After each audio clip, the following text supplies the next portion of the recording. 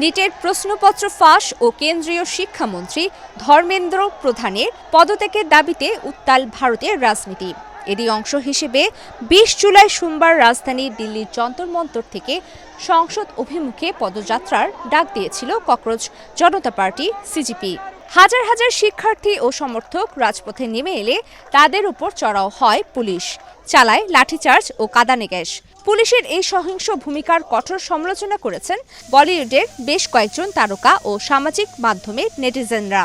তবে ঠিক এই বিপরীত স্রোতে হেঁটে দিল্লি পুলিশের প্রতি আন্তরিক কৃতজ্ঞতা ও প্রশংসা ব্যক্ত করলেন বিজেপি সাংসদ ও অভিনেত্রী কঙ্গনা রানাওয়াত। বলিউডের একটি অংশ যখন পুলিশের লাঠিচার্জকে অতিরিক্ত বল প্রয়োগ বলে ধিক্কার জানাচ্ছে, ঠিক তখনই One parcel, more ways to send. Pathao parcel has expanded. Explore the new parcel. Kangana তুলে ধরলেন সংসদ ভবনের ভেতরের থমথমে দৃশ্য।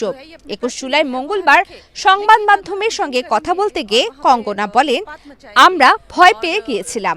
সংসদের গেট বন্ধ করে দেওয়া হয়েছিল, আমরা ভেতরে আটকা পড়েছিলাম।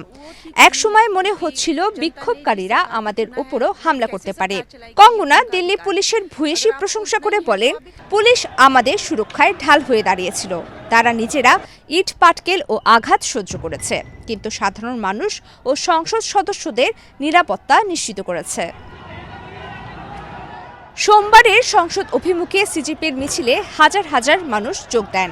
বিক্ষোভকারীরা ব্যারিকেড ভেঙে এগিয়ে যাওয়ার চেষ্টা করলে পুলিশ লাঠিচার্জ করে এবং টিয়ার গ্যাস নিক্ষেপ করে। বিভিন্ন জায়গায় পুলিশ ও বিক্ষোভকারীদের মধ্যে সংঘর্ষের ঘটনাও ঘটে।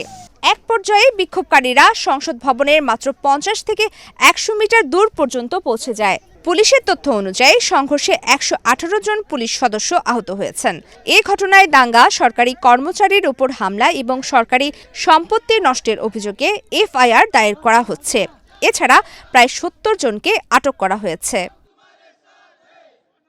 প্রবীতি কিবরিয়া ইসলাম, বাংলাদেশ প্রতিদিন।